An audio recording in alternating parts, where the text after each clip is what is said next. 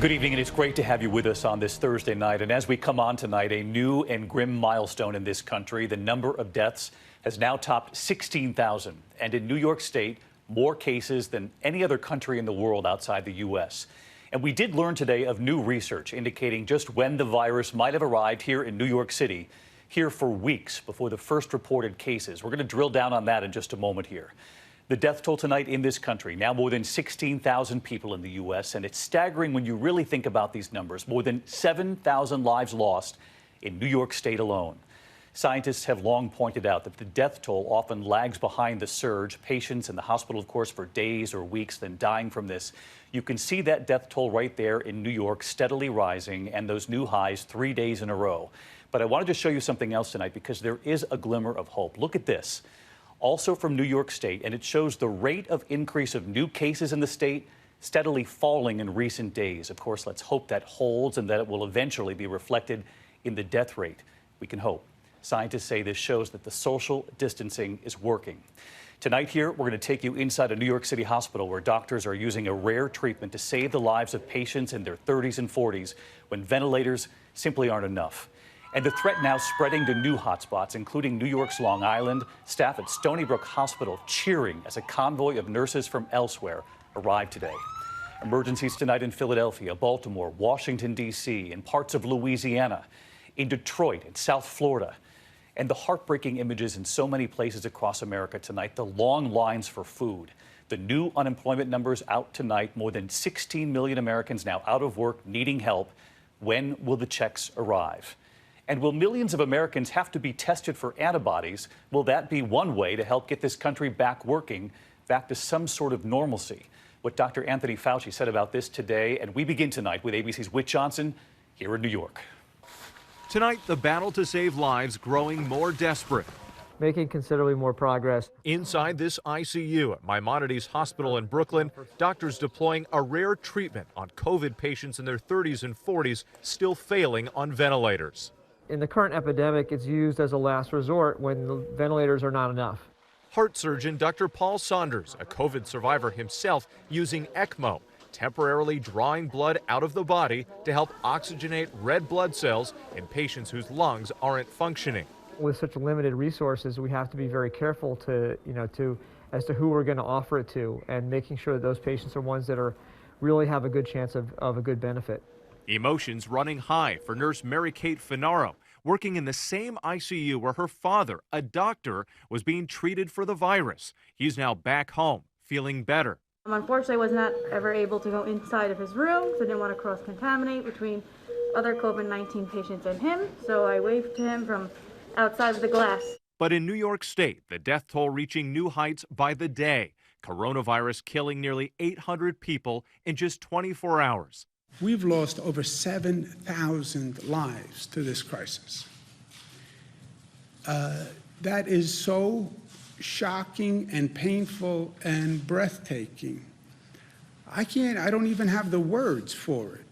Overwhelmed hospitals scrambling this week to move patients to facilities with more room, stacking some patients on bunks in large trucks to be transported. The virus surging in New York's suburbs.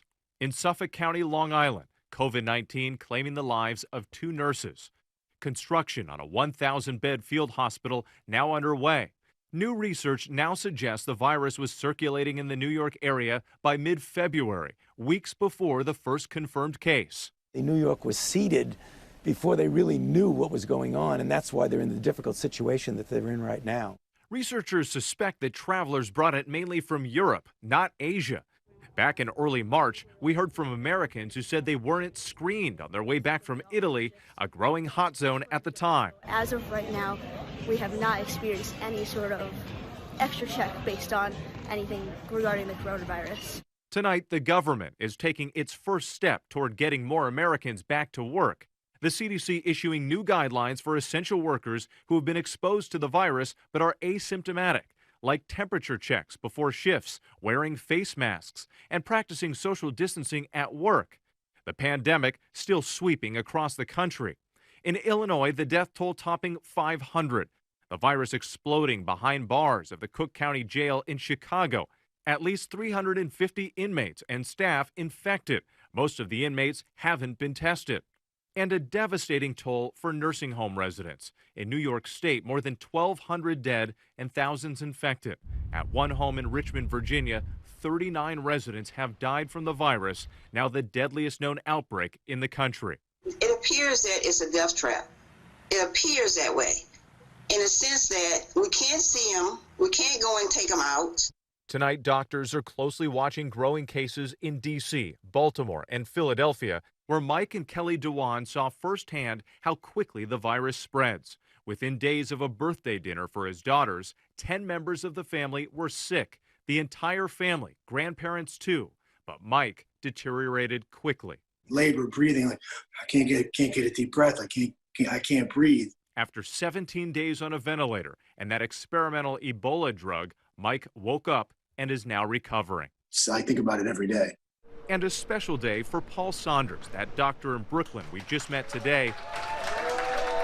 His colleagues greeting him with cheers. His first full day back in the ICU after defeating coronavirus himself, now continuing the fight to save others. Thank you very much. Totally unexpected and undeserved. He said that was unexpected, undeserved, but we all know it is very deserving. They applauded him and continue to do so even after he said that. A powerful moment today. Whit Johnson with us from Mount Sinai Morningside Hospital tonight. And Whit, I know a battle for those doctors every day, but New York is really seeing some glimmers of hope tonight. The rate of hospitalizations also slowing. David, the number of hospitalizations is beginning to flatten considerably, so they want to see that trend continue and then decline, a sign that New York State could be nearing its apex. But as you mentioned earlier, that painful death rate still very high. Officials are hoping that will soon come down as well. David. All right, Whit Johnson leading us off tonight. Whit, thanks. Hi, everyone. George Stephanopoulos here. Thanks for checking out the ABC News YouTube channel. If you'd like to get more videos, show highlights, and watch live event coverage, click on the right over here to subscribe to our channel. And don't forget to download the ABC News app for breaking news alerts. Thanks for watching.